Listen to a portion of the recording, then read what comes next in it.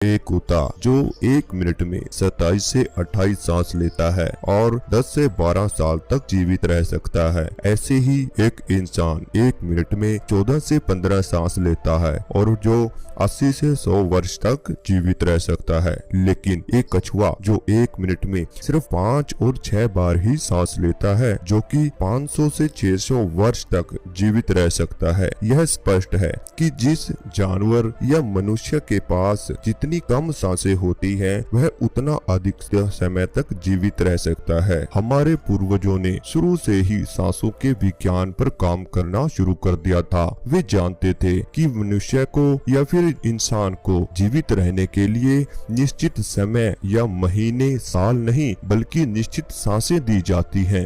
लेकिन यह किसी को नहीं पता कि किस व्यक्ति को कितनी सांसें ब्रह्मांड ने दी हुई हैं। स्पष्ट बात यह है कि जो ज्यादा रफ्तार में सांस लेते हैं उनकी आयु कम होती है, लेकिन जिनकी रफ्तार स्वाभाविक तौर पर गहरी तो है लेकिन बड़ी ही धीमी है, उनका जीवन बड़े ही लंबे समय तक चलता रहता है। सांस लेने की गति को कम करके जीवन काल का समय बढ़ाया जा सकता है, लेकिन यह स्वाभाविक होना चाहिए। अगर आप सांस लेते हैं तो जबरदस्ती आपको बिल्कुल भी नहीं करनी है, क्योंकि अगर आप जबरदस्ती अपनी सांसों को धीमा करते हैं तो ऐसे में आपको कोई रिजल्ट नहीं मिलेगा। यह केवल स्वाभाविक होना चाहिए कि आपका सांस गहरा भी हो और धीमी गति से चलता हुआ हो। आज के समय में भी लोग ईड़ा, पिंगला और सुषुम्ना नाड़ी को एक्टिवेट करने में लगे हुए हैं, जबकि ईड़ा और पिंगला नाड़ी शुरू से ही एक्टिवेट है। ईड़ा नाड़ी जो आपके नासिक क्षेत्र में लेफ्ट साइड में होती है,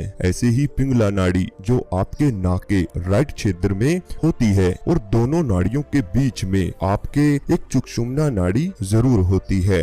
और ये तीनों नाड़ियां जब आपस में टकराती हैं, मान लीजिए जो आपके सामने डायग्राम आपको दिखाया हुआ है, ईड़ा और पिंगला नाड़ी आपकी नासिका क्षेत्रों से होती हुई आपके मूलाधार चक्र पर रुकती हैं, लेकिन जो सुषुम्ना नाड़ी है वह आपके मूलाधार से उठती है और आपके सहस्त्रार चक्र तक जाती है। जब आपकी ईड़ा और पिंगला नाड़ी इकट्ठा चलती है, ठीक है, तभी आपकी सुषुम्ना नाड़ी में पूर्ण ऊर्जा पहुंचती है और वही ऊर्जा आपके शरीर में शक्ति का कारण बनती है। इसलिए लोग जो सुषुम्ना नाड़ी को एक्टिवेट करने के लिए तरस रहे हैं और तरह तरह के अभ्यास कर रहे हैं, तरह तरह के ध्यान साधना कर रहे हैं। सुषुम्ना नाड़ी को एक्टिवेट करने की विधि भी हमने आपको पिछली वीडियो में बताई थी। क्या आपको पता है कि जब हम सांस लेते हैं तो वह सीधे हमारे शरीर में जाता है, लेकिन वह हवा जो सांस के माध्यम से हमारे शरीर में जाती है वह हम 3 या 4 जगह पर ही महसूस कर सकते हैं। लेकिन क्या आपको पता है कि गला, हृदय, फेफड़े और पेट में मस्तिष्क में प्रवेश कर चुकी हवा को हम कभी महसूस नहीं करते। कान और आँख में प्रवेश करने वाली हवा का भी हमें कुछ पता चल जाता है और कभी पता नहीं चलता।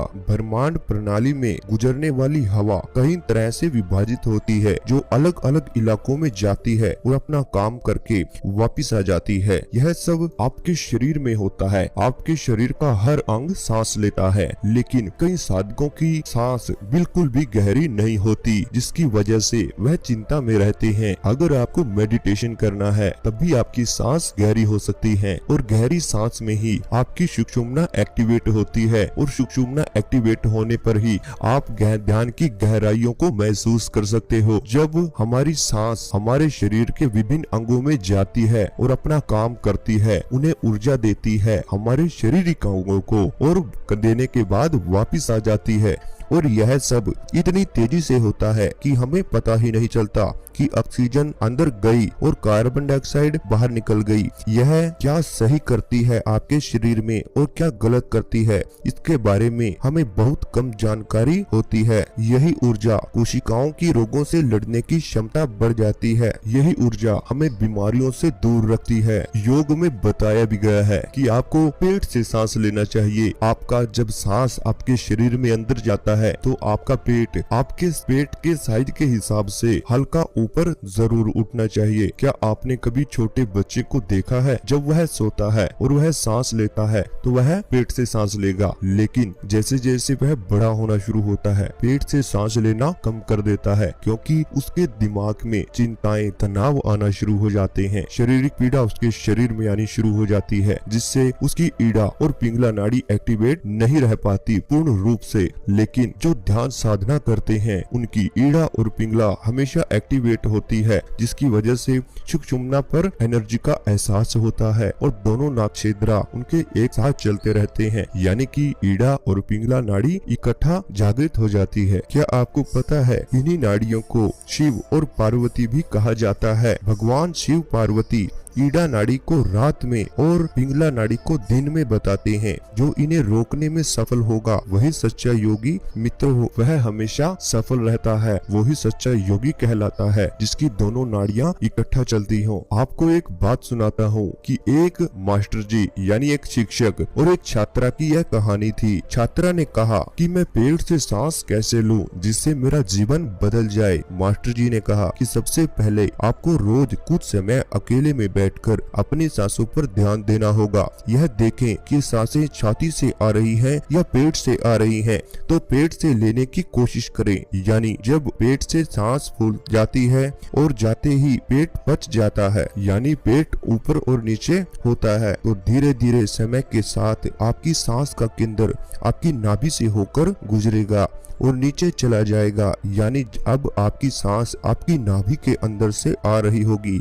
लेकिन जिस दिन बिना ध्यान और अभ्यास के आपकी सांस स्वाभाविक रूप से नाभि के नीचे से दिन रात चलने लगेगी, उसी दिन से आपको नाद की आवाज सुनाई देने लगेगी। लेकिन ध्यान रहे कि इस स्थिति को प्राप्त करना इतना आसान नहीं है। बहुत दृढ़ संकल्प और अभ्यास की आवश्यकता होती है। चिंता, भय, तनाव और आदत के कारण जब हम छोटी उथली पुथली सांसें लेते हैं तो हमें हवा और हमारे ऊपरी फेफड़ों तक ही सीमित हो जाती है, जिससे हमारा शरीर कम से कम ऑक्सीजन प्राप्त करता है और कार्बन डाइऑक्साइड हमारे शरीर में बनने लगती है, जिससे रोग प्रतिरोधक क्षमता कम हो जाती है। हमारी दृष्टि कमजोर होने लगती है, हमारा बौद्धिक और शारीरिक अक्षमताएं कमजोर होने लगती है और हमारा शरीर धीरे धीरे बीमारियों की चपेट में आने लगता है। लेकिन जब हम गहरी और लंबी सांसें लेने का अभ्यास करते हैं तो इससे और भी ज्यादा हवा हमारे फेफड़ों के निचले हिस्से तक पहुंच पाती है